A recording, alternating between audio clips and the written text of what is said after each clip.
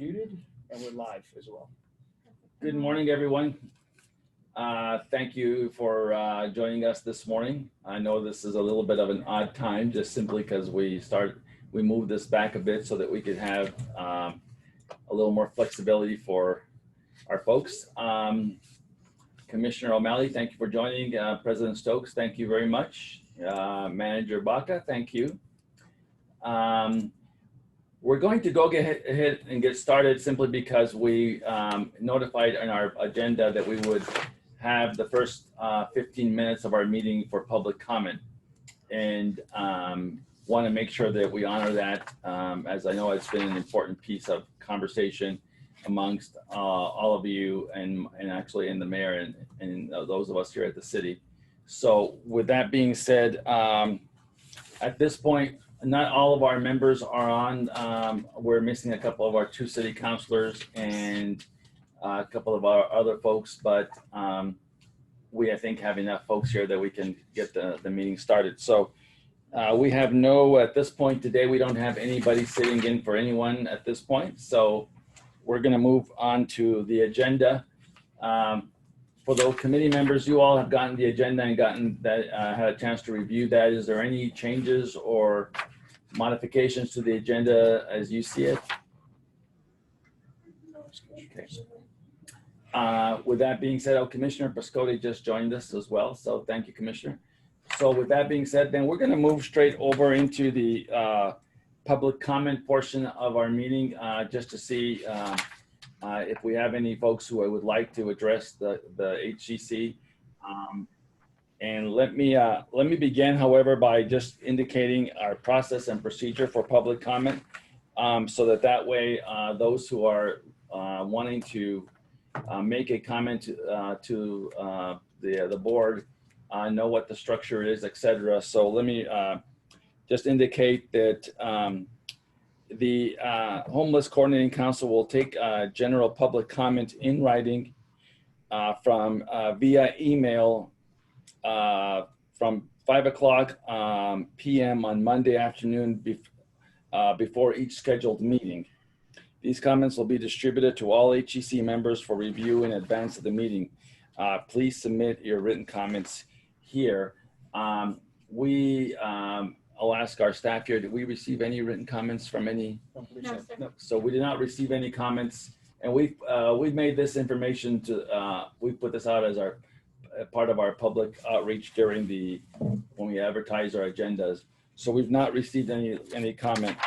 However, we will take live questions and comments. The council will take general public comment, including agenda items, up to a maximum of 10 people on a first come first served basis, and these folks will be given at least 1.5 minutes to present any comments to us this morning.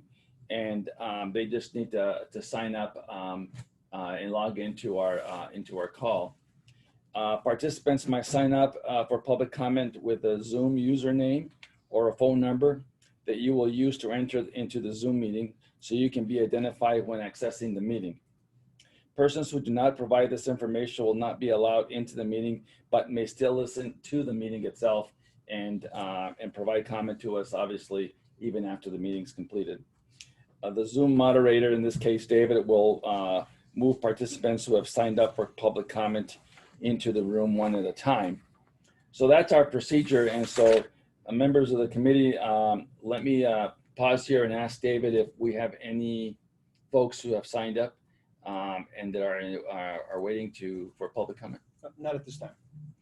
So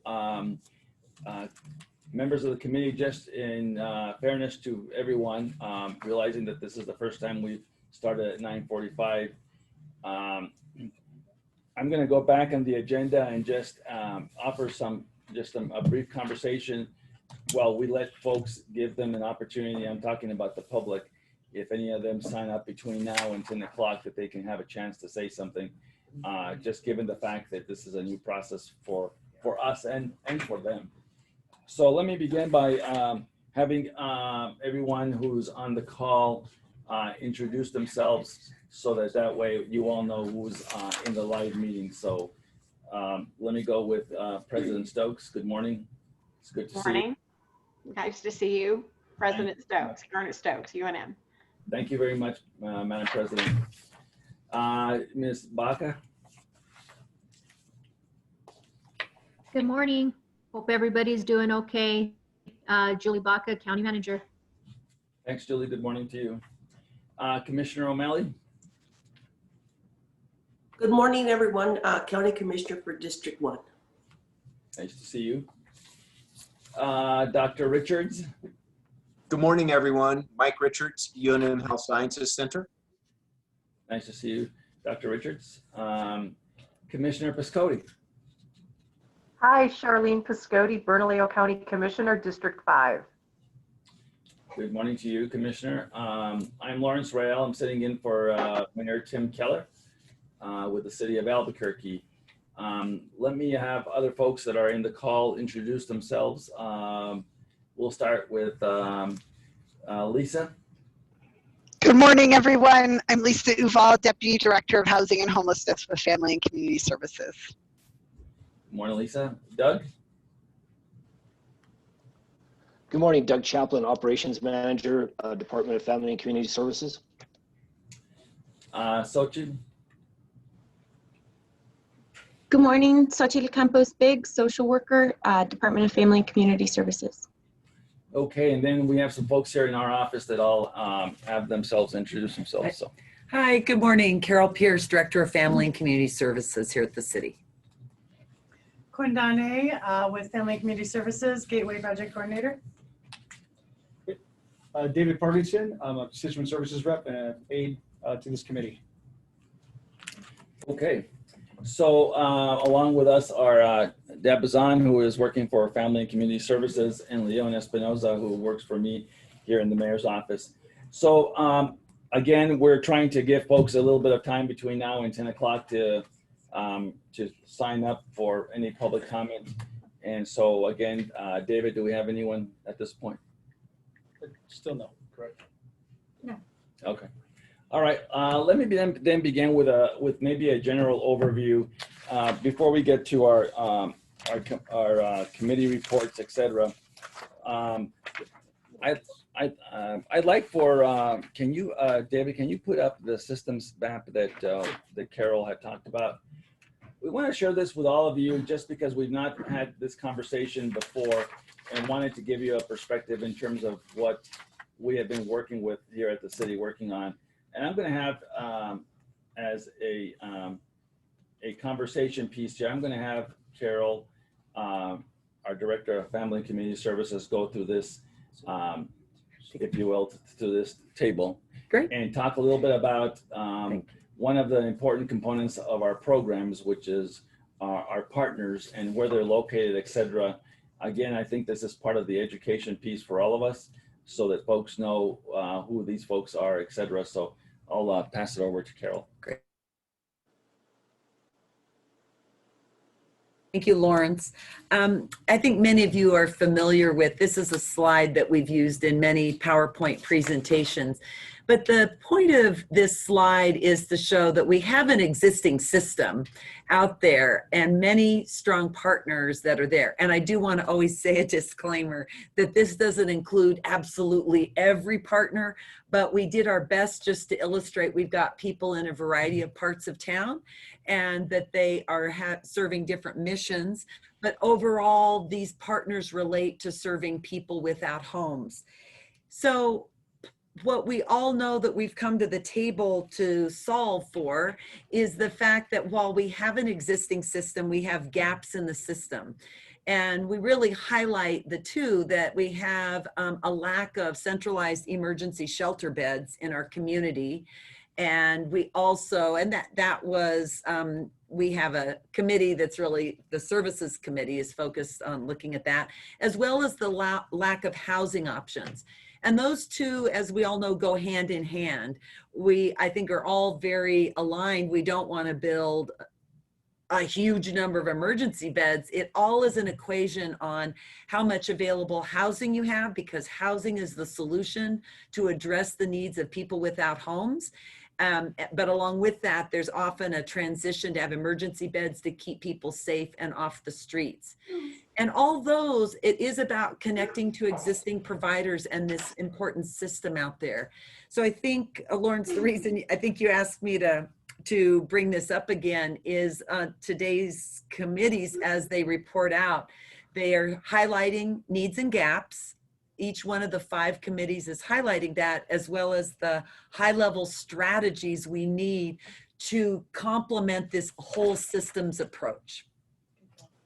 Exactly. I think that's why this was an important, I think, document for you all to have. I know it's part of your packet, if I'm not mistaken, to look at this and realize that as we go through these committee reports and as we go through the structure, these are the partners that we rely on specifically for services across the county, and wanting to make sure that, or at least maybe I should say the city at this point, because there are some county areas here, but we may not have all of the county partners.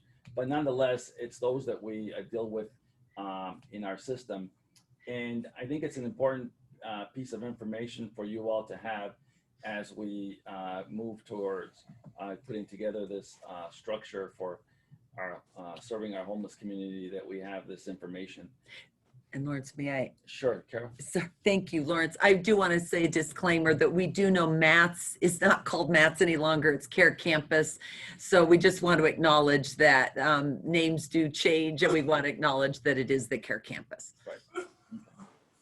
Anyway, with that being said, let me go back to David one more time. Do we have anyone signed up for public comment? So, no updates? Nope. Okay. With that, then we will move then to the agenda, back to our agenda. And we have in your packets the approval of the minutes for the meeting of September the 15th. Do we have a motion to approve? So moved. It's been moved by Julie. I'll second that. Second by the president, Stokes. All right, with that, I think we've got to go back. Unfortunately, my members of the committee, we've got to go back to a roll call vote on all of these because of the Zoom meetings. So I'm going to have David call the roll on each for approval of the minutes. So we are trying to get Councilor Benton in right now. He's just having a little trouble logging on. Okay. We'll go ahead and just go down the list. You can take it off. Okay. Lawrence Royale, Yes. Commissioner Piscotti, Yes. Councilor Davis is not able to make it. We'll come back to Councilor Benton. Commissioner O'Malley, Yes. County Manager Morgus Baca, Yes. President Stokes, Yes. and Dr. Richards. Yes. Okay. All right. Well, then we'll move on then from that portion of the agenda then to a Councilor Benton has joined us. Thank you, Councilor Benton. We will now go into our committee discussions for this week or for this meeting. And just to give you a perspective, there's a lot of information here, so I don't want to monopolize all of your morning. So I'm going to have the committees. You've now, I think, these were part of the packet that were sent out, and this is basically a draft of the documentation that our committees are putting together, so that we can keep you all in the loop as it relates to the work that's being done, but also to begin to lay out the framework for our report out that is due sometime in the middle of October, as part of our original MOU that we all signed with each other. So with that being said, I am going to ask each of our committee chairs to be brief, but to hit the highlights, and that way I'll give our members of our committee some opportunity to ask questions, etc. So with that being said, our first committee, I believe, is our housing committee, and I will turn that over to Lisa Huval and her committee chairs, or co-chairs, excuse me, to give us a report out. Good morning, everyone. I know we have Mark Childs on the on the call with us with the Zoom meeting. So if Deb or David are able to bring him into the meeting, that would be great. And then Betty let me know due to another conflict she had that she would be unable to join us today. Okay. And I just want to pause for a moment and wait for Mark to join us.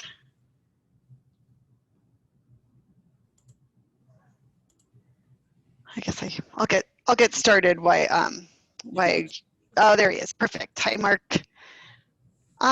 So we, as you all know, are working towards this final document where we identify the needs and gaps around affordable housing for low-income people in our community, and then high-impact strategies. Our committee is very fortunate that we have a report that the Urban Institute did for us earlier this year. The Urban Institute analysis really, the whole point of that analysis was to identify needs and gaps around affordable housing, particularly for very low-income people, rental housing for very low-income people, and also to offer some recommendations on high-impact strategies. So we have really been working from that as our core document, and just trying to figure out how to move those recommendations forward that are in that document. So all of this data is pulled from our Urban Institute report. We know that Albuquerque has a gap of affordable housing units for renter households with extremely low-income households, a gap of about 15,500 units. We know that the supply of rental units affordable to those households is shrinking at the same time that the number of extremely low-income renter households is increasing. So we're projecting that over time, without some really coordinated effort from all of us, that this problem will only get worse. We know that I'm on the fourth bullet now, about 40% of rental units that are affordable to those with extremely low income are occupied by households with higher incomes. So that also just reduces the amount of opportunity for very low income people. We know that the vast majority, 9 out of 10 of renter households with extremely low income are rent burdened. They're paying a huge percentage of their income towards the rent every month. We know that many of our currently affordable units are actually at risk of becoming unaffordable, becoming just market rate units without some really coordinated investment and response from the city and community partners. Within the category of extremely low-income people are a smaller subset of people that need permanent supportive housing. This is help paying the rent that is paired with supportive services. So this is really a model for people that are very low income and are dealing with a significant disability, and that can be mental health, substance abuse, or physical disability. But these are folks who really need ongoing support and without like sort of arbitrary time limits in order to maintain housing. And the Urban Institute reports that we need about 2,200 supportive housing units. And then about 800 of rapid rehousing units, which is also rental assistance and case management, but targeted to sort of a lower need population that's able to maintain housing on their own within 1 to 2 years. So David, you can scroll to the next page. And if you wanted, yeah, there you go, perfect. You can just put the high impact strategies at the top of the page. Actually, let me pause for a moment and see if Mark wanted to add anything on the needs and gaps. I guess the only point is that most of those numbers are pre-COVID. Oh, yes. And so we suspect that they will already are worse. Yes, thank you for, yeah, we talked about that at our previous committee meeting, that we know, in fact, all of those numbers will go in the wrong direction, unfortunately, post-COVID, without some really concerted effort on our part. So again, the Urban Institute report really laid out a set of recommendations for our community, high impact strategies that we could pursue to increase and protect the supply of rental housing that's affordable to low income folks. So a lot of our conversation in the Housing Committee over the last couple of weeks has just been beginning to flesh out those recommended strategies and also organizing them around time frame. So there's some strategies that if we could implement fairly quickly and we would see the impact of that implementation fairly quickly, whereas others will take longer. The first bullet here is about creating a strategic plan, and I think we're on the path towards that just by pulling together this very document. But the Urban Institute report really identified that our community right now does not really have a strategic plan, a shared vision among key stakeholders for how we are going to deal with the affordable housing crisis in our community.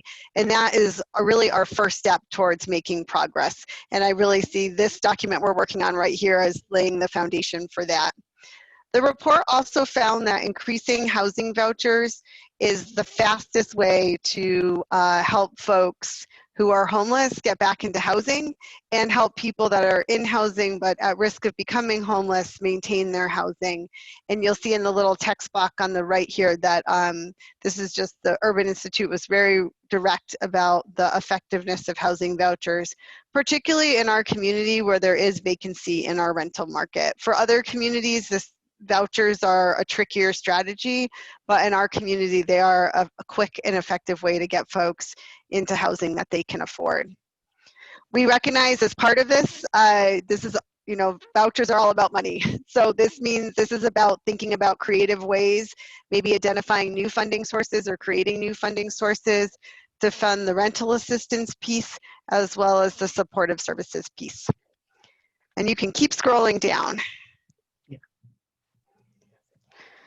We also know that as we construct new housing, those are great housing opportunities for low-income folks. It's really high-quality rental housing in near transportation and other services. But to make those truly affordable for the lowest income people in our community, we do have to figure out how to pair housing vouchers with them. The Albuquerque Housing Authority has done some really great work around creating a preference for people who are currently in supportive housing. So that allows those folks to move into Section 8 and then creates opening and supportive housing programs for those people that are experiencing homelessness that need those supportive services. So that process is in place. We can work together as a community to strengthen and expand it and have an impact, a further impact on our community. And then keep going to the next page. So these are all strategies that are equally important, but will probably take longer to develop and implement, and the effects of them may also be more spread out over time. We won't see the impact as immediately. We know that we need to act aggressively to preserve both our existing subsidized as well as market rate affordable units. We know that we need to develop more affordable housing, really through regulatory and infrastructure as well as funding support. Vouchers are a piece of it, but building more affordable housing as well as acquiring and rehabbing more affordable housing is a really critical part of this strategy as well. Again, this requires money and being creative about how we leverage funding as well as resources in order to be able to do this. One idea that has come up through conversation is some partners may not have funding, but they might have land that they could offer towards the construction of affordable housing. And keep going, scrolling down. I think one interesting thing for me that came out of the Urban Institute report is that we need to develop more affordable housing. We also actually, as part of our strategy, need to develop more market rate housing as well that's affordable to moderate income people. Because if there's enough of that type of housing available, it takes pressure off the housing market and leaves more of those affordable units available for low income people. So we also need to be creative as a community and look at what kind of regulatory infrastructure funding strategies can we pursue that allows us to create more market rate housing. And you can keep scrolling down.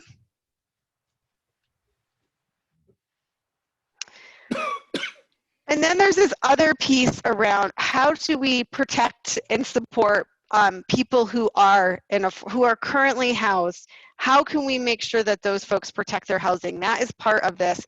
Some of that has to do with tenant protections, making sure that people have access to legal aid, that they understand what their rights are, perhaps legislation that does not allow landlords to deny someone housing simply because they're paying for their housing through a voucher. It's also about creating connections and social support so that people have the connection and the stability that they need to maintain their housing. And then finally, the last piece on this is we wanted to pull out, as we're working our way through this, that there's also research questions that we are going to need to answer in order to be able to do all of this effectively. So if you scroll to the bottom of the page here, you can see some of the research questions that we flagged to date. So I'm going to stop there and see if Mark would like to add anything. No, I think you got it covered. All right, thanks. So I guess, Lawrence, I will turn it back to you. Thanks, Lisa and Mark and all of their committee folks. Let me pause here and ask any of our HEC members if they have any thoughts or questions as it relates to this particular report.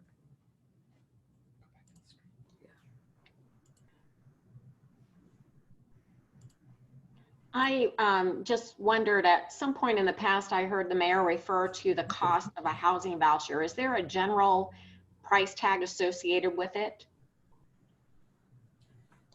For a supportive housing voucher, I use the number of $12,000 annually. So that includes the cost of rental assistance plus a case manager for the household. So $12,000 per household per year. But obviously that number can vary depending on the size of the household. A single adult versus a family of 6, will be a different number. Okay, thank you.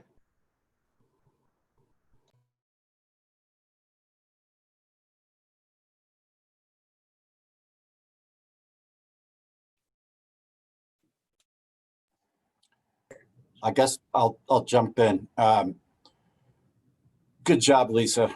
And I think, good job from the committee to summarize this so succinctly. I just want to really emphasize 2 things that were mentioned, although it's all important.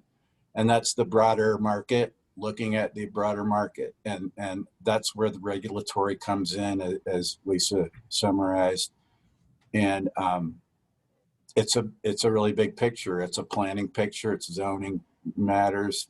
Everything's involved in it. So I really do want to emphasize that. And then also the idea of land banking or property banking with some of our partners. Underutilized properties, whether they're vacant or whether there are buildings on them. We should really work with all of our community partners in the public arena, especially, and see what's available out there and could it be utilized for housing. Thank you. Any other comments from any other members of the committee? Let me just add one piece to this that I think is also in light of both Lisa and Councilor Benton's thoughts. And I just put it out there for all of us in our separate jurisdictions.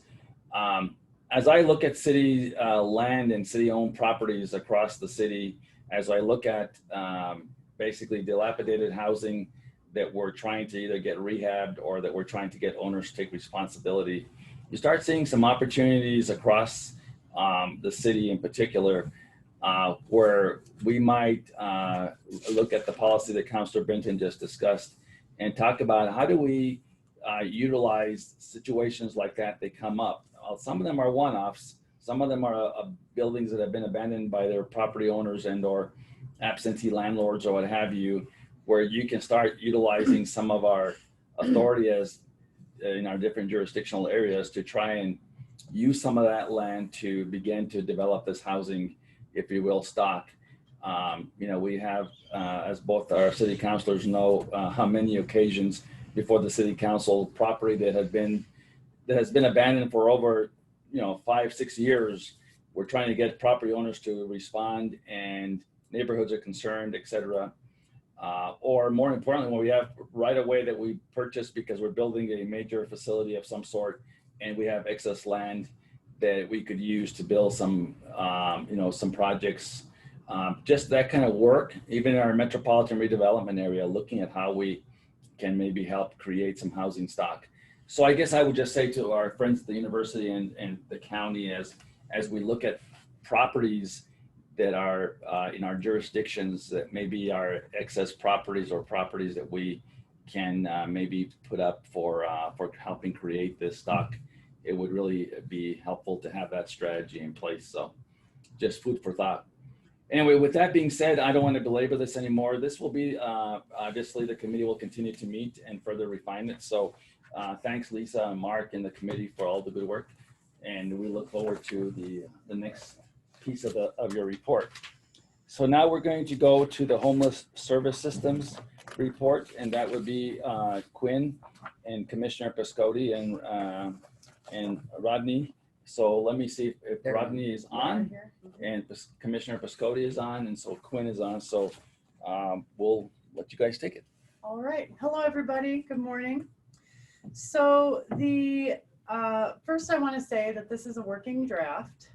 We are in the middle of kind of sussing through some of our strategies. So what you're seeing right now may change, but I do just want to put that out there. So the very purpose of this committee is to develop gateway centers that meet core community needs while minimizing impact on surrounding neighborhoods. So this is really important because since we do have neighborhood representation on this committee, we do want to know what should be in place to help mitigate some of that impact. Thank you, Carol. So I'm stuck there. And if you could go back to the first page really quick, David, that would be great. So just really quickly, much like the Housing Committee, the Barbara Poppy study that was basically our community needs assessment for shelter beds has been very helpful for this committee. The bulk of our data does come from that document. And as you can see, there is some data points relating to the amount of folks that are experiencing homelessness that are on the street. These numbers come from the point in time count, which means that this was the unsheltered point in time count. So it was one night in January, we got a scope of what might have been happening here in our city. So, you know, we're seeing that on that night, this was in 2019, that there were roughly 1,500 people experiencing homelessness. Much like Mark Childs said, is that since these were pre-COVID numbers, we can assume that these numbers have increased and that we have been hearing that they are likely doubled at this point in the 3,000s. We do have the data broken up in terms of population. So single adults, families with children, and youth and young adults. I would say the strongest data we have is for single individuals, mostly men, because they are the most visible folks experiencing homelessness. Families and children, the data is also interesting because there is a sort of a discrepancy between APS data and data for people that are in the coordinated entry. That's the system that you go into be put on the housing list for a voucher. And so the data is unclear, but we do know that there were upwards of 4,000 homeless students enrolled, 883 of those were in sheltered, and almost 2,000 were doubled up. So we're seeing it in the numbers, but we don't have a clear picture. Also the same for youth and young adults. It is largely unsure. We don't totally know the real number, but on that point in time count, in that one night, there were 45 young people, 18 to 24, that were unsheltered. So moving forward with that, the Poppy study does indicate that if, you know, we did want an emergency bed for all the unsheltered folks, we would need to increase from 463 to 518. So this assumes, the study assumes that 90% of folks would use the shelters under the right conditions, if they're low barrier, culturally accommodating, and that their pets are welcome. And also there's a need gap for a young adult shelter as well, because folks in the 18 to 24 age range are reluctant to attend adult shelters due to fears of victimization. So we can move to high impact strategies. David, thank you. So I also want to say it is understood within best practice for a shelter to be viable that it must also take the needs of the surrounding neighborhoods into account in order to mitigate impact and navigate and negative risk. It has been part of our committee's purpose to keep these recommendations at the forefront of our larger exploration of comprehensive service frameworks for potential gateway centers. So some of our general strategies are that we need to increase centrally located year-round shelter beds that are 24/7. And what that means for the case of this study is that it means that the access to shelter is not 20 miles out of town, out of central Albuquerque more specifically. That we're also looking for multiple smaller shelter sites in different geographic locations as a way to minimize neighborhood impact. And also that this could be a place for Albuquerque community safety and other potential first responders to drop folks off. So the next section is very lengthy, but it is very important. So these are strategies to mitigate neighborhood risk. And these came directly from our committee members. So they're looking for commission impact studies for all possible locations where gateway shelter is proposed that addresses impacts to the surrounding area within 5 miles posed by a shelter in general, as well as specific impacts posed by particular services and demographics, such as food distribution, medical care, case management, drug, alcohol, rehab, 24/7 drop-in access, single male population, women and children, young adults, etc. Commission studies to ascertain the necessary and adequate type of number of staff needed for gateway shelters based on types of services and populations served. Provide verifiable data that supports that the creation of a gateway shelter as proposed will have an appreciable or verifiable positive impact on reducing homelessness and that such shelters will not substantially harm its surroundings. Create a dedicated public safety district around the shelter similar to the current downtown public safety district, site to be determined by the result of the studies above. Provide adequate 24/7 security and trained medical personnel to the gateway shelter to be determined by studies noted above. Provide verifiable data that supports the mayor's continued assertion that the problems continuously complained of by residents and businesses regarding concentrated homelessness in Wells Park will no longer be an issue once Gateway is built. Dedicate substantial funds to the rehabilitation, redevelopment, and investment of the area around any proposed gateway shelter within 5 miles, minimum as much as was requested by taxpayers to build Gateway, like $14 million. Dedicate direct economic relief to businesses and residents surrounding any proposed gateway shelter within a mile of a shelter. Create a detailed plan to address community safety concerns for the area around any gateway shelter.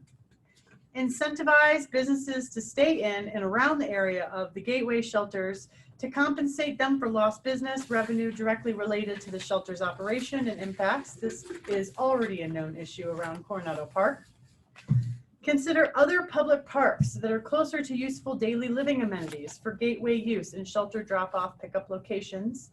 And this is supposed to be another bullet, my bad. Fund and institute public safety districts wherever large and or multiple homeless facilities are located. Design, fund, and construct complete streets wherever large and or multiple homeless facilities are located. Design, fund, and construct public bathrooms that are open, staffed, and maintained 24/7 wherever large and or multiple homeless facilities are located.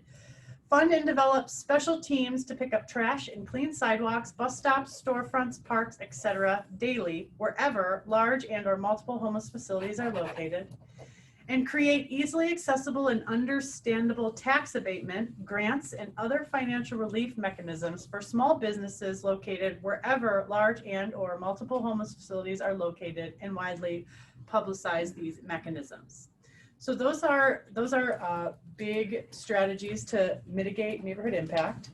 The next strategies are around homeless shelters, and this is a very much rough draft in terms of services that could be inside a shelter, because depending on your population, the services may look slightly different. So this is, I just want to say that this is a big flyover. So a shelter for single men is important, and you're going to need access to basic needs, 24/7 bed, meals, bathroom, and shower, laundry. Storage space is important for folks with their things. Housing coordinator is important because if the shelter systems are pathways to housing, we do need somebody that can navigate that with expertise. And not just housing vouchers, but knowing senior living, knowing transitional living, sober living, all of the aspects of that. Intensive case management is also a need. A SOAR representative, for those of you that are unfamiliar with SOAR, that is a dedicated person that basically expedites the process for Social Security. So that is very helpful for folks that are especially on the way to receiving a permanent supportive housing voucher. Employment and education support, certified peer support workers, client advocates, and community health workers. This is just a different way of thinking of case management and, you know, different kinds of caseloads, et cetera, different kinds of focuses. Medical respite is a need. We also need a triage area. If there is in fact a place for first responders to go, we will need something like that for people to kind of understand what's going on with an individual. Behavioral health services, culturally and spiritually accommodating and affirming space, accommodations for pets, medication management, medical clinics, multi-purpose rooms for things like life skills classes, etc. Computer labs, so you know you can apply for jobs, you know, things like that, and transportation. A shelter for women is basically going to have a lot of the same things, but some of the high need strategies are coordinated entry into shelter for families. This is just makes it easier for people with families to expedite their process. And also diversion for this demographic is really important. So one-shot assistance for families to sustain housing through a crisis and continue and contribute towards housing. Also for this population, childcare would be necessary, and in terms of like the design of a space, the playground or play area for children. That's the difference for that. And then for a shelter for young adults, because this is also expressed as a need for those 18 to 25, 24. A little different model in terms of case management. We're looking at care coordination, also life skills classes, and I noted functional, social, and emotional learning opportunities. What I mean by that is you have your like basic skills like cleaning, cooking, etc. And then social would be in between people, and that emotional part is within themselves, all very important for personal growth. Employment and education support, as well as behavioral health services and high fidelity wraparound if it is a need. In terms of shelter recommendations, neighborhoods members also had recommendations around how would a shelter need to work to minimize impact.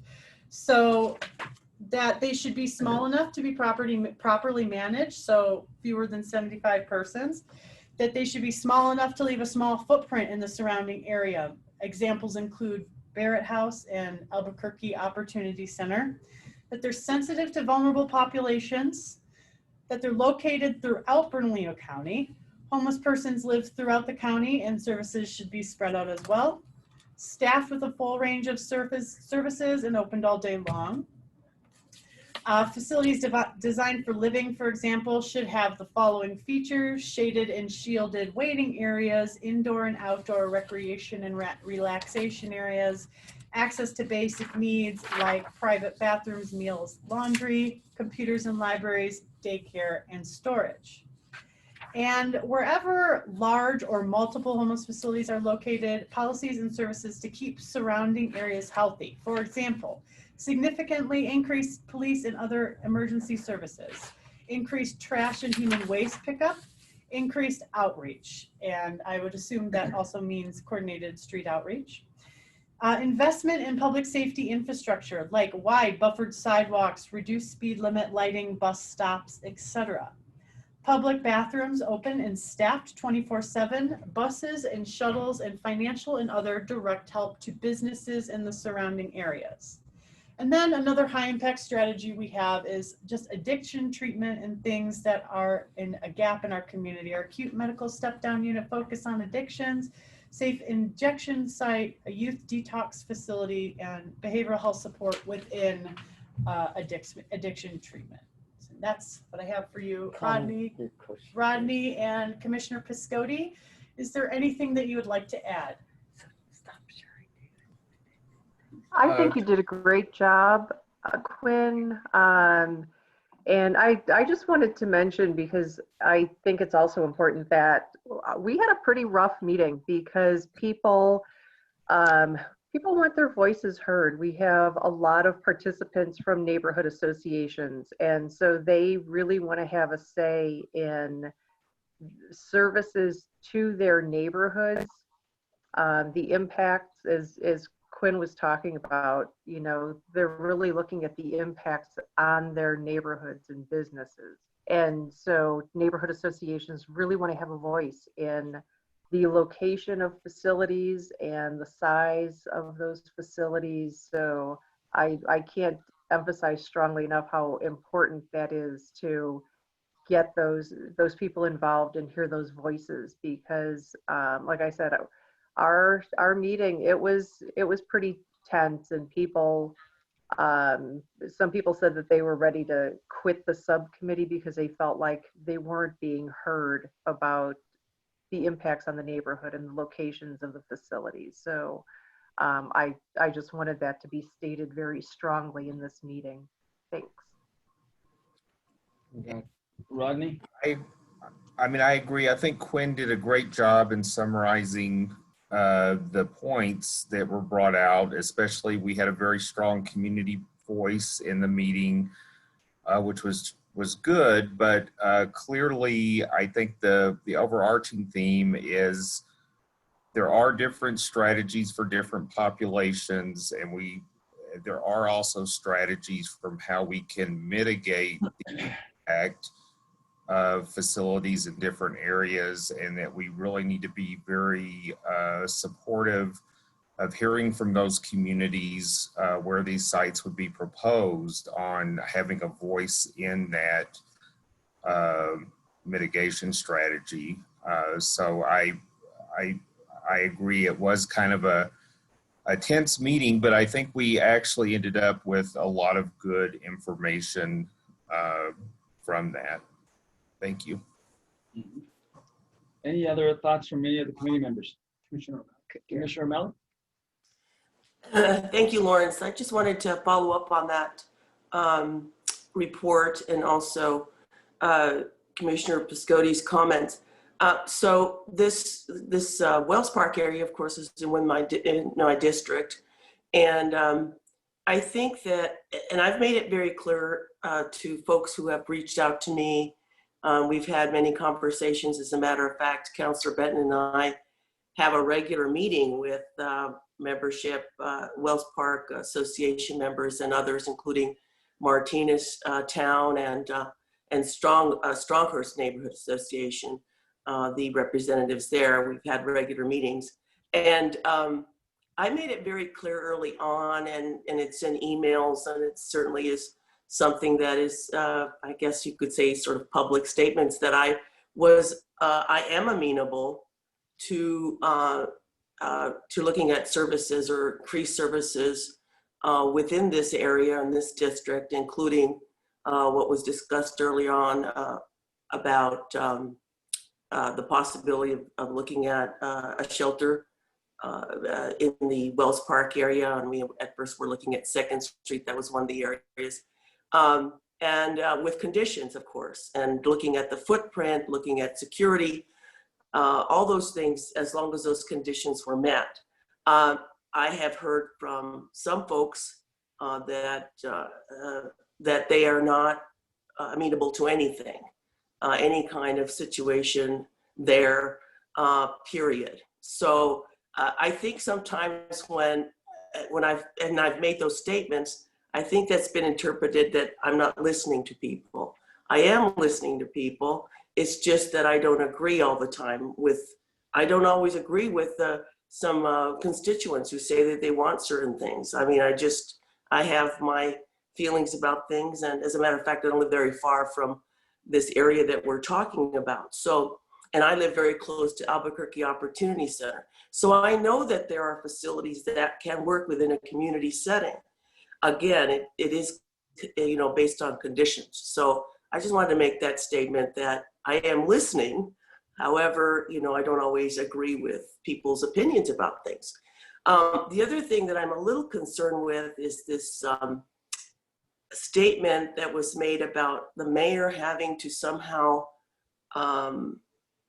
prove that there's an improvement in services somehow, or an improvement in the situation if we put a facility somewhere. And I also want to comment about that. That's not going to necessarily happen. We have a growing number of people who are experiencing homelessness, and they're going to move their tents around wherever they feel it's a safe place to live. They're going to be looking at that, and obviously they also expect that they're going to get moved out of an area. So I think to say that all of a sudden everything's going to be okay if we put a facility somewhere, or that's going to, it's going to have impact, definitely, and I think it'll have somewhat of a positive impact. But to think that, just by putting a few facilities up, that's going to really, improve the situation greatly. We are years and years behind in terms of addressing homelessness. We don't have facilities. I mean, look how long it took to do the tiny home project, almost 4 years. And we started out discussing just the idea of putting up, it started out with Sanction 10 camps 4 years later. And so I just feel like, you're going to get resistance from neighborhoods, I think, pretty much no matter what. That's why it was important for me to look at footprint, to look at design, to look at quality of construction, to look at conditions. And I think those conditions are very important. So that's pretty much all I wanted to say. Thank you. Thanks, Commissioner. Anybody else have any other thoughts? Councilor Benton? Yes,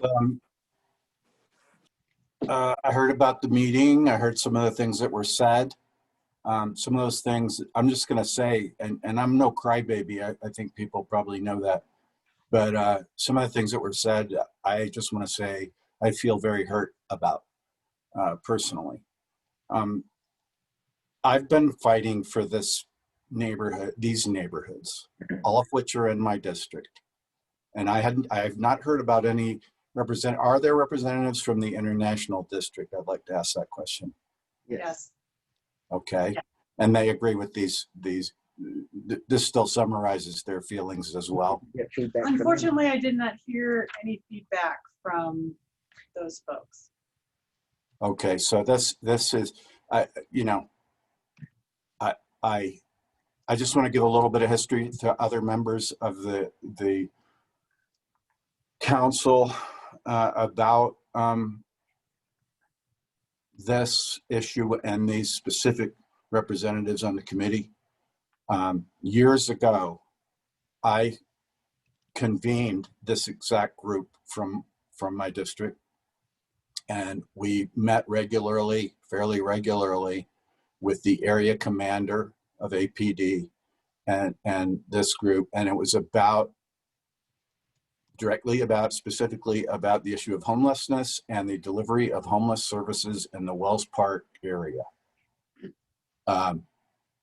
We specifically did not include neighborhoods south of downtown because there had been recent movement of services from south of downtown, Morelos area, northward. So some services moved, so additional services moved into that area.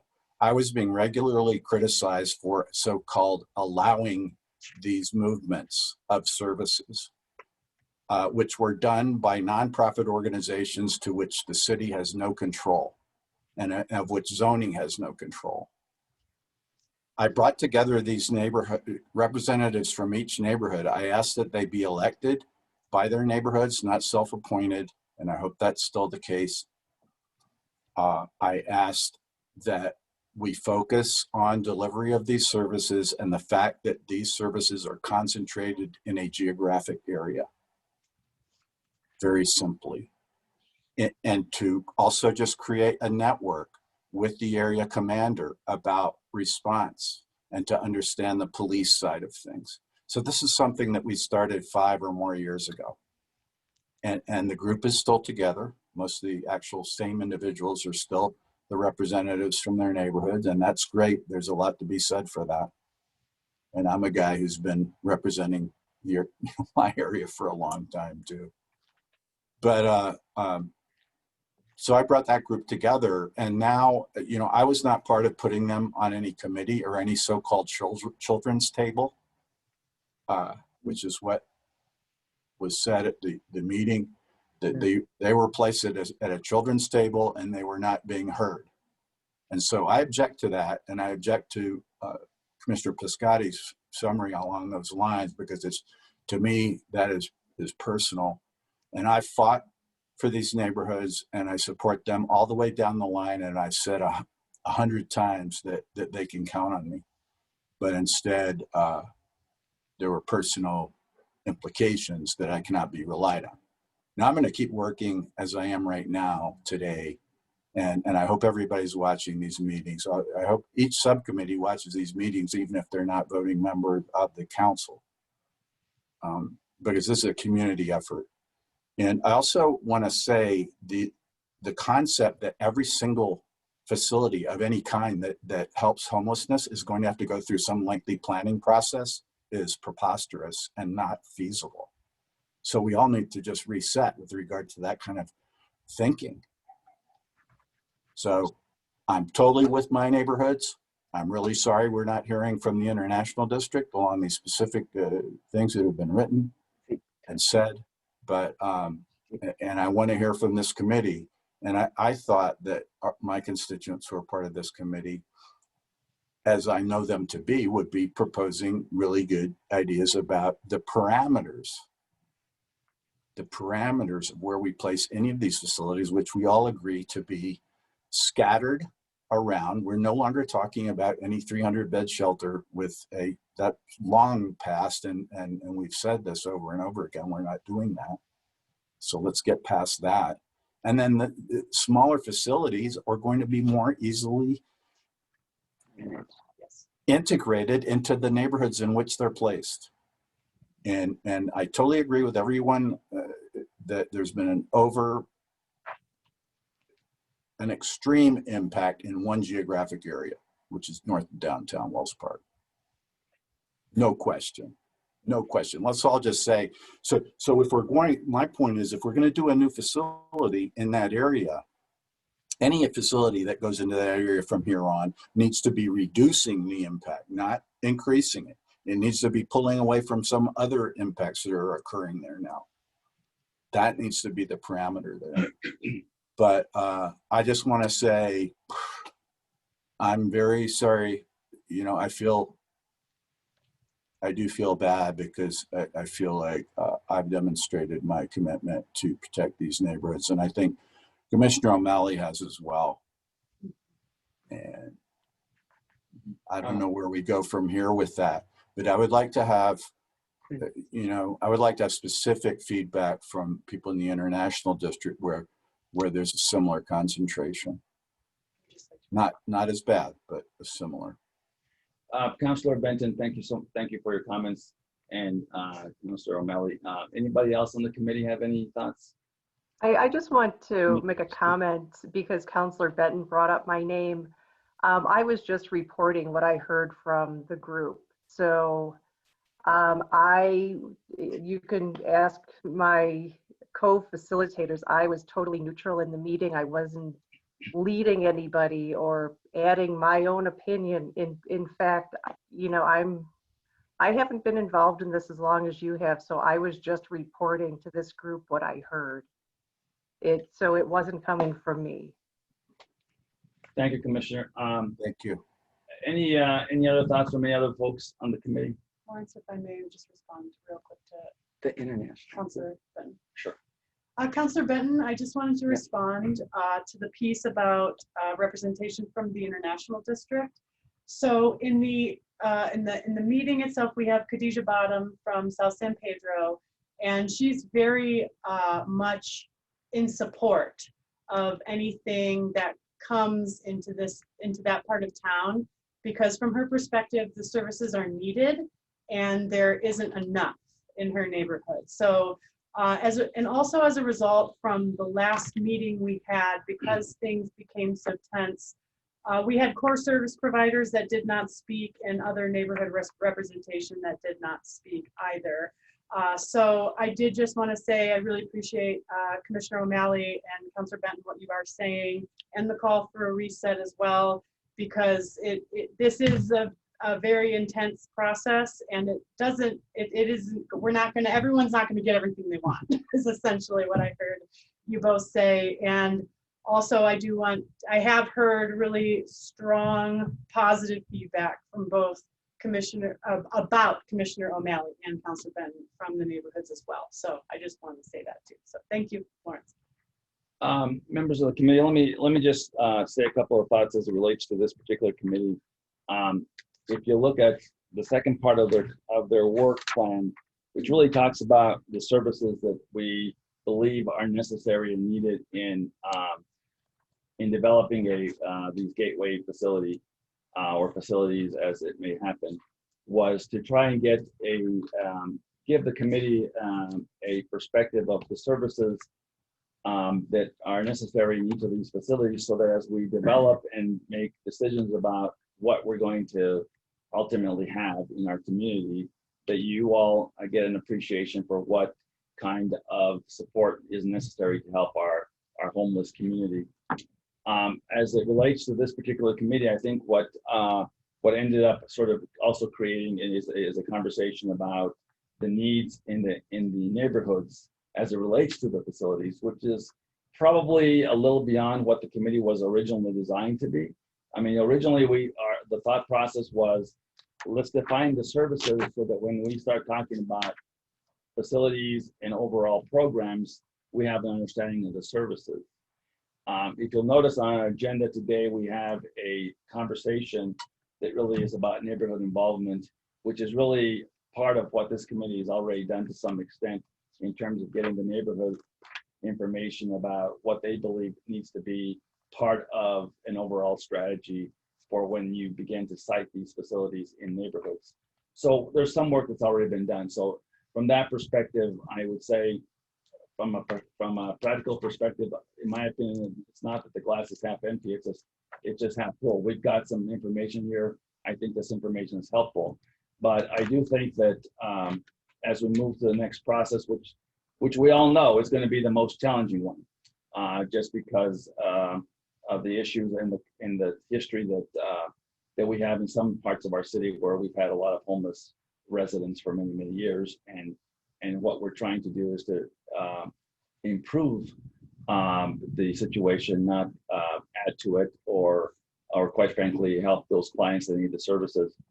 I will say this, that I think that the information here that Quinn presented, all it being a little bit direct, I think it's important that the neighborhoods know that we are listening to them, in spite of the fact that maybe there's still some more work that needs to be done. But I will say this, I think it's important to realize that, housing these or locating these facilities is a challenge just because of the nature of the facilities, number one. Number two is the assertion that we're going to completely eliminate homelessness in any neighborhood where we locate this facility is just not real and not based in reality. We know that there'll be homeless folks in our community. Our goal here is, quite frankly, is that we need to establish facilities so that we have places for them to go and give people options, and give our community folks options to refer people to these facilities. I don't think any of you, and I know certainly the mayor and the administration, we know that we're not going to build one facility or two or three or four, and then all of a sudden they're all going to be off our streets. That's just not going to happen. And I think it's important to begin to have that practical sort of perspective. And I know you all do, but also I think it's important that we all, recognize that and say that, in a way that's meaningful and practical, because we know that this is just not going to happen. But nonetheless, this is a lot of information on this particular subcommittee that still needs to get refined and some more work. So to the committee chairs, Thanks for your work. We'll continue to work on this particular issue. And let me just see if anybody else have any other thoughts. Councilor Benton? Yes, and I won't go on another rant. So my apologies for that, but yeah, it really does somewhat come from feeling like, wow, it's been a long, hard road. I remember meeting with Lisa when I was first a city councilor. Lisa and others, people are still in the struggle right now, and that's what it is. It's a struggle. It's la lucha, and so we've all got to pull together on it. It is about locating facilities, but it's also this effort right now is also about describing much more than facilities. It's intended to describe an entire universe of attention that to a group of a population and now to a larger growing population of unaffordability of homes that we got to tackle. So thanks everybody, and this is all about prioritizing, because as has been stated, it's all going to take a lot of money, and it's going to take time. So we've got to make our priorities. And Commissioner Piscotti, sorry, I didn't mean to shoot the messenger,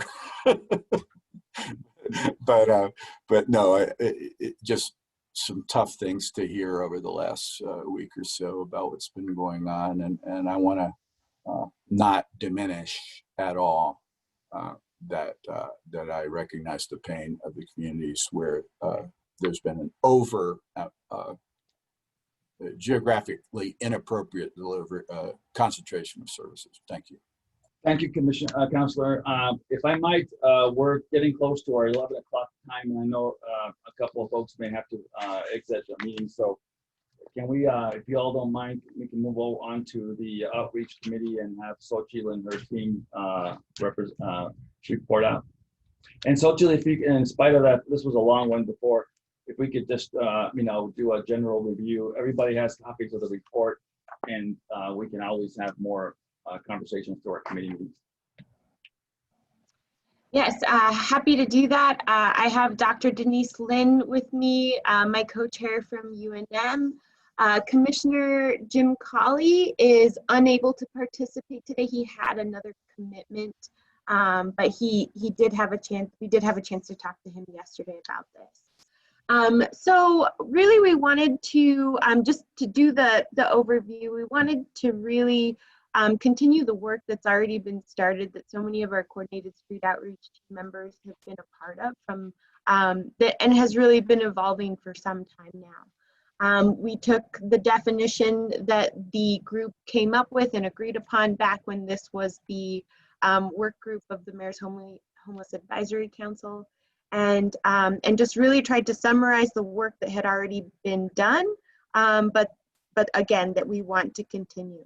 And so I'll read through some of these really quickly, but again, I understand the time constraint. So to coordinate outreach among multiple service providers serving different subgroups of the homeless population in different ways, there's a need to identify the components of street outreach, who does them, how and when, and how to create a map that details the system. Here we used some of those documents that had already been approved and agreed upon by the work group previously, and then just kind of continued to see how they've evolved over time, especially with the work of the other subcommittees.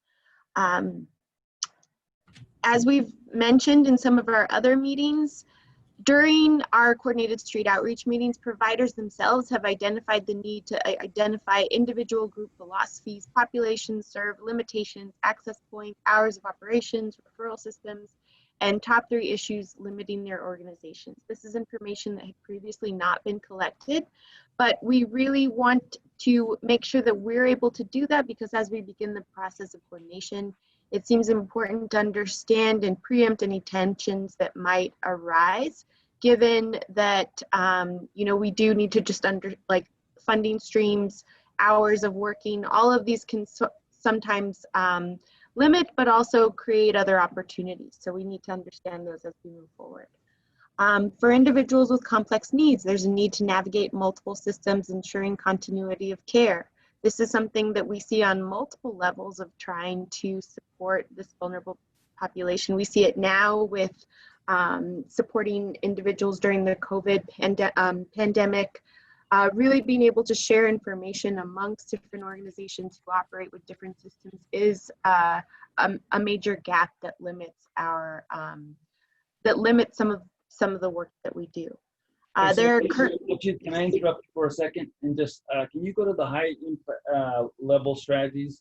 I think we're just running out of time. I apologize to you. Okay. If I do want to touch on one because I do think that it impacts some of the others. Let's see. Okay, next page, please. Okay.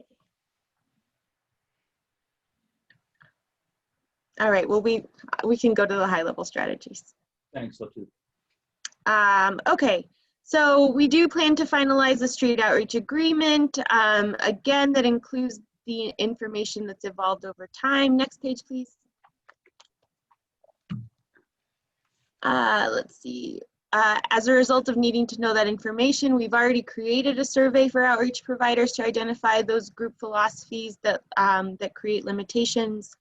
We are moving forward to establish a social dispatch model to help police officers connect those experiencing homelessness to needed services. This is a project that I started with Commander Josh Brown in the Valley Area Command.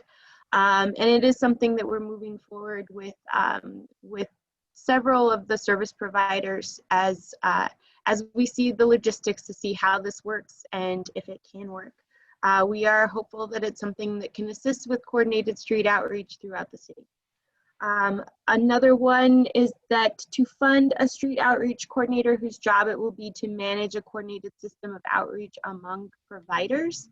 There is a need to identify funding for this position from multiple sources, including the City of Albuquerque, County of Bernalillo, and the University of New Mexico to ensure a unified and invested effort in creating a coordinated system with a clear leadership role. I don't think there's a next page, but there might be just one more. Are we done? Okay, that's it. So thanks, Sachin and Dr. Lynn, Denise Lynn. If you want to add a comment or two on this, that'd be great. Oh, hi. Hello, everybody. I think for me, the overarching lesson in attending these meetings has been that there are a lot of really great organizations and agencies run by really, wonderful, well-meaning, well-intentioned people. And I think for me, at least from my perspective, I don't have a sense of what each one does, who they provide services to. So I've been kind of advocating for the development of some kind of a map, not necessarily a geographical map, but just a map, sort of some kind of way that everybody, like a repository, a one-stop shop where you can look at it and say, oh, I have this person with XYZ needs. Here is where they can enter into a process, and here is how they can coordinate with other agencies. So I think we're in a place, I think, still of collating all this information from all the different organizations. Yeah, I think I would echo that. We had a brief conversation about this to both our chairs here. There are lots of folks doing outreach in the community and not a lot of coordination amongst each other. And creating a system that is connected would be a huge, I think, opportunity for us to basically streamline our use of our resources and maybe not get rid of some of the duplication, but also be able to rechannel those services to areas where we know we need services that maybe we're not doing as well as we could or might be able to do. So, I mean, that alone to me is a great sort of low-hanging fruit that I think really would be good for all of us to think about from our respective jurisdictions as we move forward. So thanks for that solid proposal. Yeah. I will say that our work is not done and that we do hope to include more work around victims of sexual violence and homeless youth. There's a big intersectionality there, and we're hoping to come up with high-level strategies on how to make sure that we are connecting to the young people who are experiencing homelessness, oftentimes in much different ways than adults. So that remains a big gap and something that we're actively working on addressing. So we'll hope to include that in a future. All right, thank you all for that work. Any questions from any of the committee members? If not, we'll move on to then to our youth housing continuum committee. Quinn. Sorry.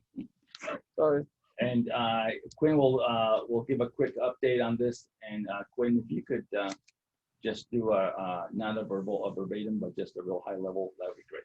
Sure thing. So we just have we have 4 high needs and 4 high impact strategies to correspond. Just so you all know, the process that we went through is the good news is about this committee. A lot of the folks that are on this committee have had this conversation in different sort of realms over and over again. So the information was right on the tip of their tongues, and we were able to just kind of start, what are the strategies? What are the needs? So once we went through that process, I gathered the list essentially and put it out for ranking, and these are the top 4 that came up. So the number 1 high impact strategy that we need is a youth housing community needs assessment, because we need to fully understand the need for housing and how many homeless youth there are. That is something that we are unsure in our community, because homelessness is identified very differently through young people, and it is more invisible, etc. There's a lot of reasons for that. So that's the number 1 thing that we want to do. Number 2, this echoed in services as well, is that there is a need for a young adult shelter for ages 18 to 25 because of the fear of victimization, etc. And also services dramatically change from the time you are 17 to 18. It is a big shift for people. And so if we can figure out how to make that transition easier, we should. The 3rd high impact strategy is subsidized housing between UNM and CNM for young people that are unable to afford to live, because what we're seeing is a lot of students have to choose between stable living and their education. We want to get out of that. We want to think about a different way to navigate that. And then our number 4 high strategy would be the permanent supportive housing vouchers for young people with complex behavioral health needs. The reason for this is because that, when young people have like something like an early onset schizophrenia, and combined with housing insecurity and homelessness, what we know is there's a need for permanent support. But because of that gap that I mentioned, when they turn 18, they may not be able to get services again until they're in their mid-20s, and they fall between the cracks. That is such a high vulnerability and a high need, because those young people, they need permanent support and they need a place to live. They also need ways to help support their mental illnesses. And this feels like a low-hanging fruit. Gilbert Ramirez is part of our group, also let us know that general fund allocated $1 million or so for permanent supportive housing vouchers. It would be easy to allocate some of that dollars for this age group, because what we know is we do need a voucher that is not tied up with the HUD regs, because that is where these young people will never be served. So it would be our hope that this committee could help tailor some of the recommendations and the criteria for the acceptance into those vouchers. So that's the quickness for you, Lawrence. All right, thank you. Let me just say, make a comment about what we've been hearing this morning, and I guess I would, President Stokes, one of the interesting things here is you've seen some of these report outs, is there's still a lack of some data and some research in some of these areas that are being presented for conversation. That would be, in my opinion, a great opportunity for us to use some of that great brain power at the University of New Mexico and to help us with some of that work. So I just wanted to just place that as a thought for you all to think about how we might be able to use some of the research work that you all do out there to help us get our thoughts and hands around some of these issues. But anybody else have any thoughts on any other folks on your committee that want to report out? Jen? Thank you. Thanks, Quinn. This is Jen Scocco. I just wanted to say, I think the group as a whole is really aligned on these strategies. We have a great group on this committee. They've worked together for a long time. They have a lot of expertise in these areas. So I'm excited to see these initiatives move forward. And I want to echo what you say, Lawrence, is the research is really needed to support some of these efforts. So thank you. And you'll be happy to know, President Stokes, that Asada, who is also the co-chair in this group from UNM, she's a go-getter, man. She's already met with 4 researchers to talk about doing this needs assessment. The plan is to work with the committee to ask some of those deeper questions, because I can't just answer them alone and the co-chairs just can't answer them alone. We want to really work together to figure out what the questions might be. But yeah, that's definitely something that has been opened up, and I'm very excited. I also know that Nasha is very excited about the possibility for some of these subsidized vouchers, and thinking very creatively about how to work with CNM, how to help create a bridge for folks. And she's been meeting with the dean at CNM to sort of talk about that ahead of time. So that's, I mean, that's really exciting, really, really exciting for us. Just good to say. This is all good. Thank you. Thank you, Madam President. Okay, so then let's get to the last committee report out very quickly here. If you can go ahead and share the screen there, David will give you a perspective on, unlike many of the other reports that have a lot more narrative, this is much more of a bullet type report out. We will add a lot more verbiage to this as the committee meets, but we met last Friday, which is the normal day for our committee meeting. On the needs and gaps, if you will, many of these issues have already been reported out in the various committees you've heard already this morning, so I'm not going to spend a lot of time except maybe to highlight one area that that has come up in our committee, and that is the last bullet under needs and gaps, which is sanctioned secured area for outdoor facilities / or parentheses some kind of a tent camp. That's been a issue that Commissioner O'Malley brought up as and since we're talking about facilities, talking about whether or not there is a need to do something out in some part of the community to accommodate folks that will not go into a building or a facility and that might want to do something different. So that this one is I bring it up just simply because it's not something we've talked about very much in any of our discussions. And secondly, there's more research to be done on this to include at some point having a conversation with our friends down in Las Cruces where they do have a facility like this or an area like this, and getting a little more detail on that. So just wanted to highlight that one. Otherwise, all the needs and gaps are things we've all heard already throughout our reports this morning. Let me then go to high impact strategies. And look, I think a couple of the reports that have been have raised, especially the housing the services committee talked about facilities as in an interest in putting facilities all over the city.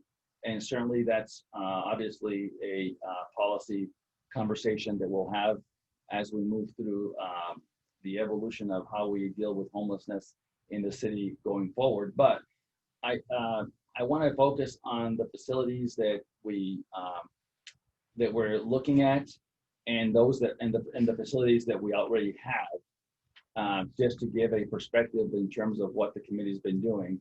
And then obviously, as we get more refined in our services, we make decisions about how to add more facilities.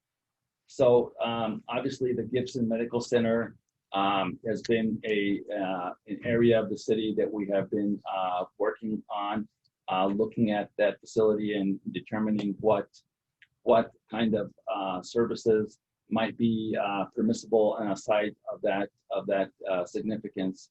As I said to our committee last week, it's a 20-acre facility. It has a lot of already built facilities there, and offers an opportunity for us to do a lot of work with behavioral health models to shelters to triage, et cetera. So sobering center, et cetera. So that facility offers a lot of flexibility and is one that's obviously still under conversation and consideration.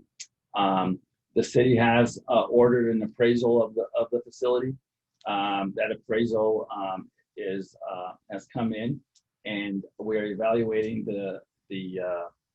all the assumptions made in the appraisal before we make a final determination, or even come to have a conversation with all of you in this committee about that facility. But there is some work being done just to get a sense of the quality of buildings, the environmental issues, and other mechanical issues, et cetera. So we'll report on that out here very soon.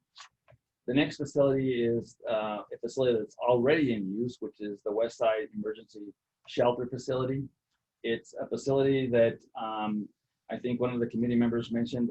It's almost 20 miles out of town, not in a very good location as it relates to where the homeless populations in our community currently reside, but nonetheless, it is what we have in place today.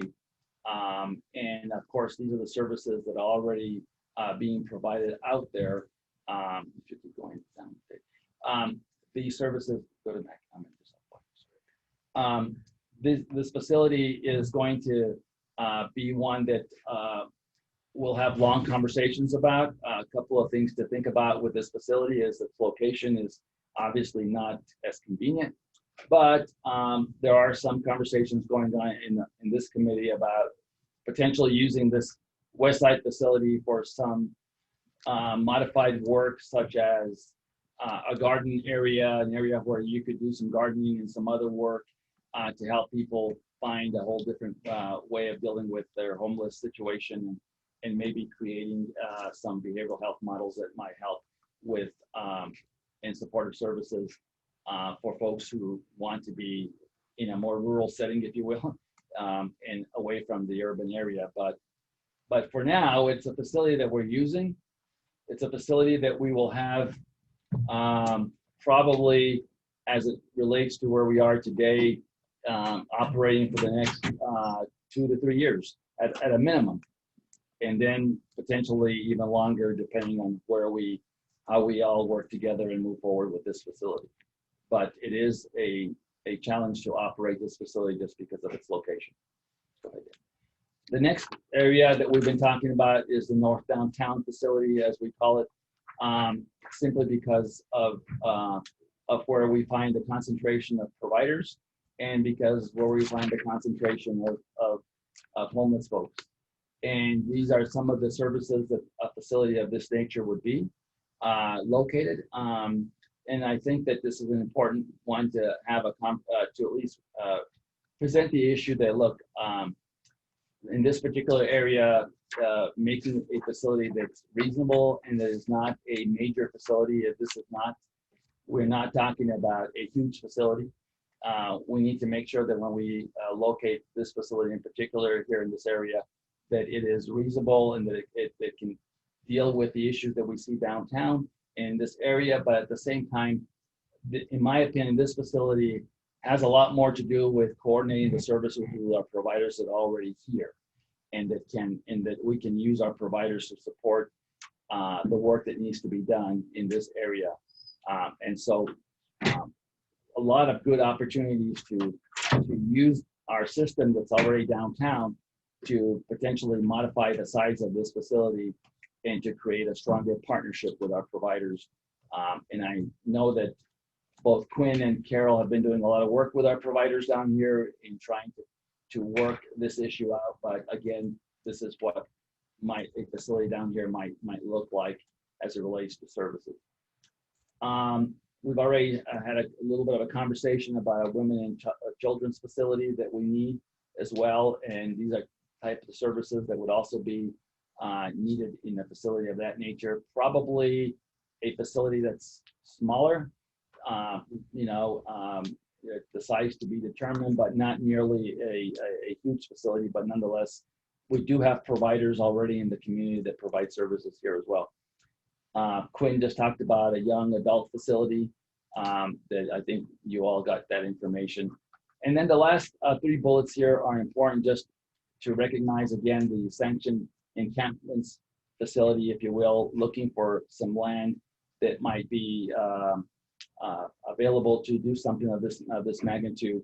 Again, this one still requires a lot more homework on our part to understand what's going on and how we might set this up, if that in fact is where we go. And we'll be looking at Las Cruces and other places across the country that are beginning to move in this direction to get more information about whether or not this is a viable option.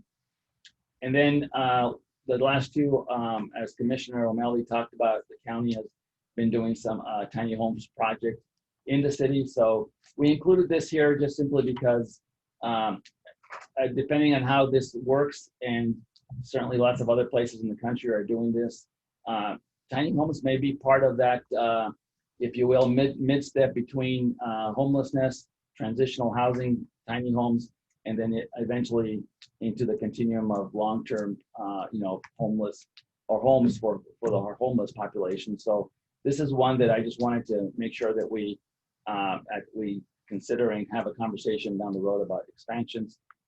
And then last but not least, this is not necessarily a facilities conversation, but providers are part of the structure, and looking at how we can potentially look to our providers to locate some facilities for some of these needs is also, I think, an opportunity for us to already use in the network that, if you will, that Carol presented at the very, very beginning of our meeting, that our providers can play a role in this as well at some level as we move forward with this whole conversation.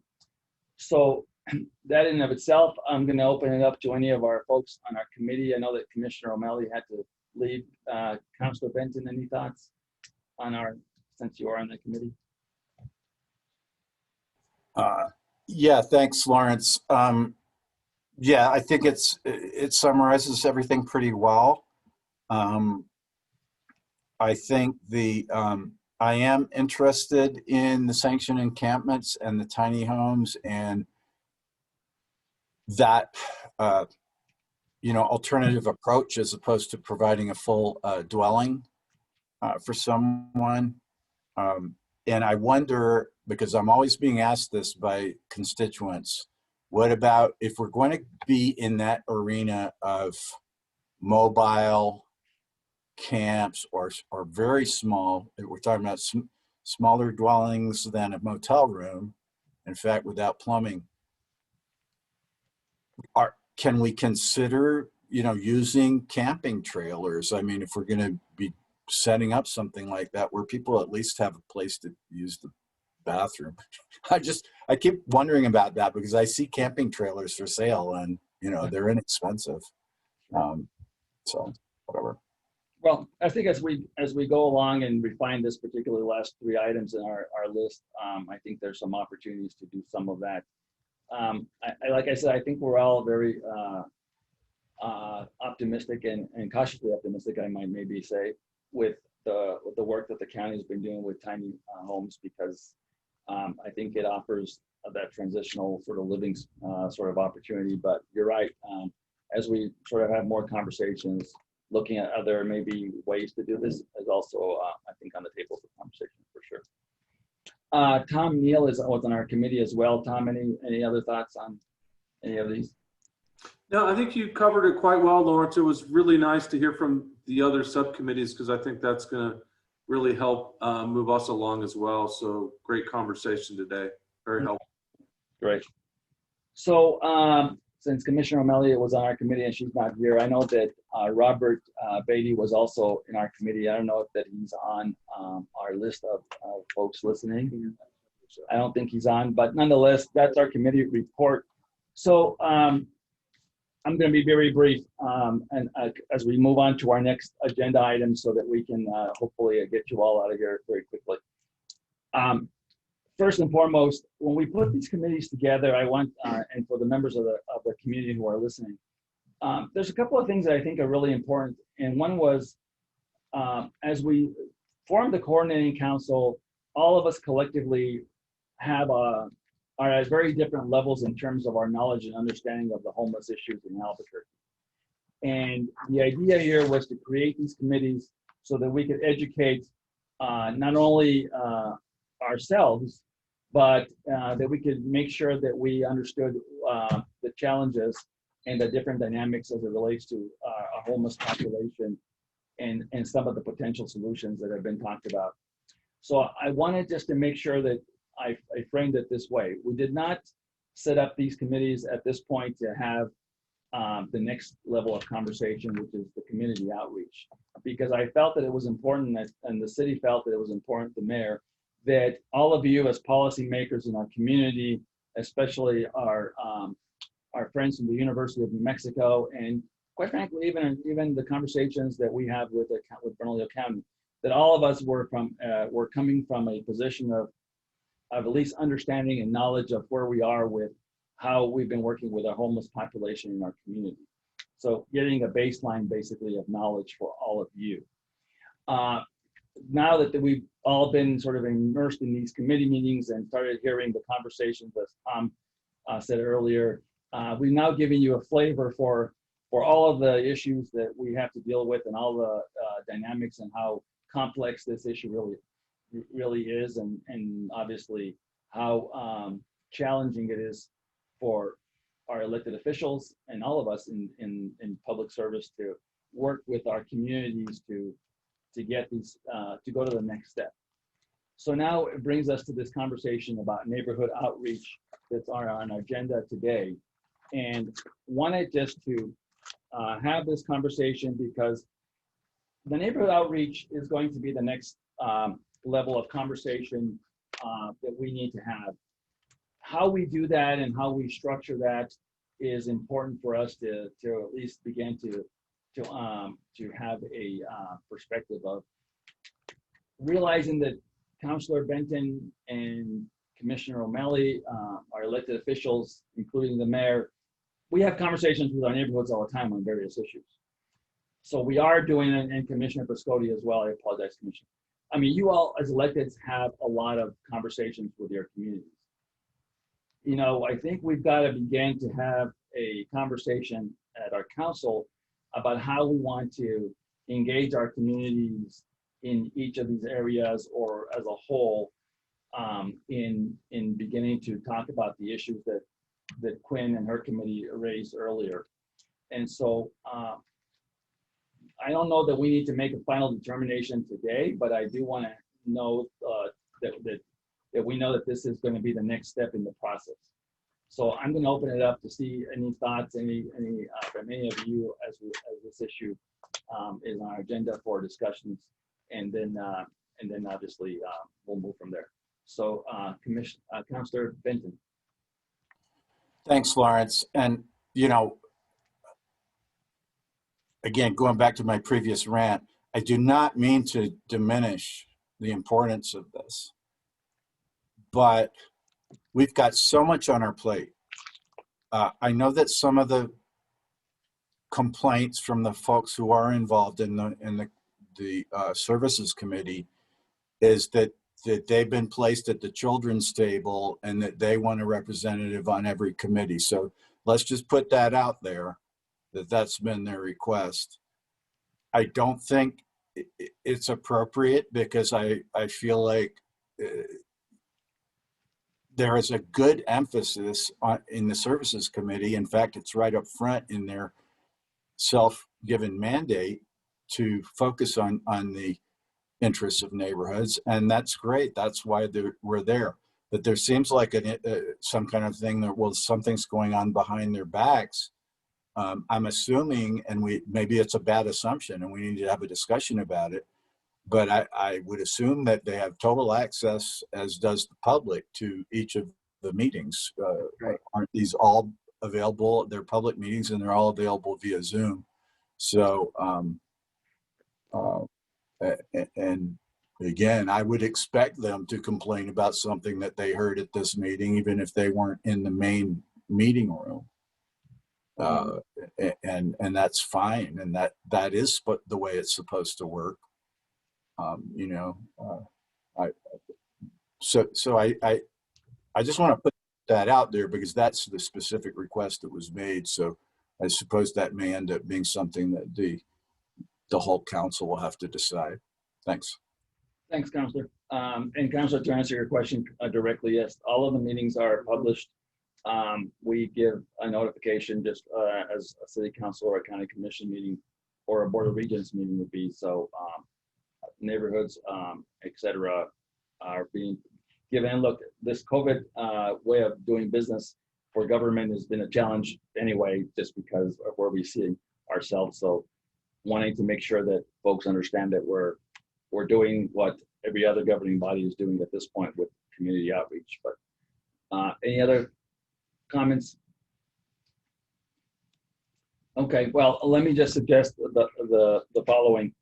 I think that the Housing Services Committee has started the outreach effort, if you will, in a very different way that potentially all the other committees may not necessarily be engaged in at this point.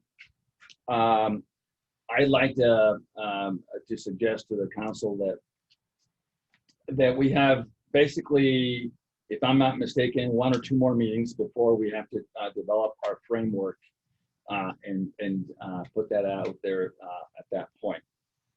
I think once the framework is established and we have a consensus, if you will, from the council as it relates to that framework, that a series of neighborhood outreach meetings and conversations be structured into our programs so that they can now see what that framework looks like, and we can then begin to present the multitude of challenges that we have as it relates to the work that we're doing, but also the great work that our providers are doing, some of the positive areas that are happening in the community. And then more importantly, how do we move forward with making decisions about some of the critical areas like facilities, et cetera, and how we involve the communities in that conversation, the neighborhoods in that conversation. And let me just say this, I think it's important for both our county partners and UNM partners. At this point, if you'll notice, these facilities that we've talked about in the facilities committee, at least 2 of them, if not more, are in the city limits. They will require us to do some work with our planning process to include public hearings, to include environmental commission hearings, and ultimately city council hearings, just because of the land use issues associated with siting facilities. So I just want you all to know that there's going to be a whole level of conversations that are going to happen at the city level, just because of where these facilities are being considered, if you will. So and because of the zoning requirements, et cetera, that need to happen as part of those decisions that the council needs to make. So that's, to me, down the road. I think the next level of conversation is getting this structure in place and then having some conversations with the communities that are interested in having that conversation about what we're doing, how we're moving forward. So, so we have some challenges ahead of us, but I do think that I wanted to put this item on the agenda just so that we begin to think about how we move forward with that. So, Councilor Benton, did you have an additional comment? No, I may have left my hand up, but Okay. no, thank you. I'll wave at you too. Commissioner Piscotti, any thoughts on your part? I know this was an important issue for you and the county. Yeah, no, good. I agree that we just need to have kind of, I think, more transparency, let people know how they can get involved. I think I may have mentioned that at our subcommittee meeting last week that, people are free to give comments and watch the other meeting, however that's being done. So I absolutely encourage that. Mm-hmm. Thank you. Thank you. Julie, any thoughts before we part ways this morning?